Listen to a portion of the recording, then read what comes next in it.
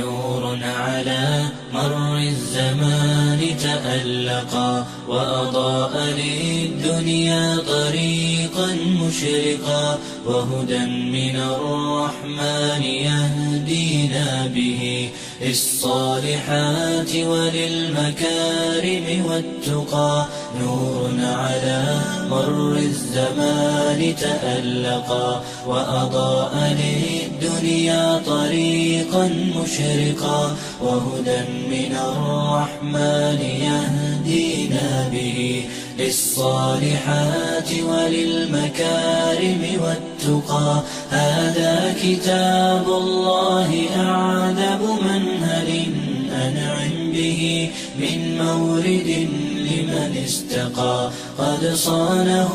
رب العباد بحفظه